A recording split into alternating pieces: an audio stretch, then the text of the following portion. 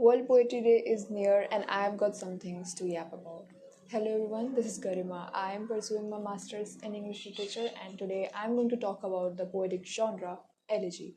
But first, I'm going to establish a fundamental difference between a poetic form versus a poetic genre. So, in the simplest way possible, a poetic form is basically the way how you organize your poem on a page, and it includes elements like line breaks, stanza breaks, meter, and rhyme, right, etc.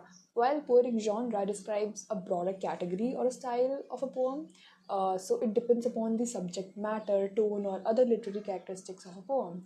For example, lyric poetry expresses a personal emotion or thought, and a narrative poetry tells a story. Satirical poetry uses humor to critique someone or even a society. Elegy is also an example of a poetic genre, and it is a poem of serious reflection, especially one mourning the loss of someone or something significant, if we're considering contemporary experiments with the poetic genre. So, as I said, elegies are defined by their subject matter being a poetic genre and don't have to follow any specific form in terms of meter, rhyme, or structure. But if you look out for classical elegies, they were defined by their use of the elegiac stanza. Now, because elegies focus on the emotional experience of the poet, they are written in the first person. And typically, they end on a somewhat hopeful note, with the poet ultimately discovering some form of consolation in the process. Now, modern elegies follow a specific thematic arc which moves from or seemingly moves from grief towards an acceptance of the loss.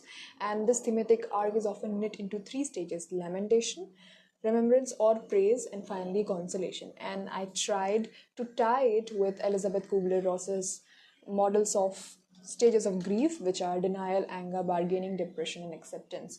And if you want to analyze a poem through this arc, you can take up In Memory of W.B. Yeats by W.H. Auden. The elegy opens with lamentation, which is like an expression of sorrow and mourning for the loss.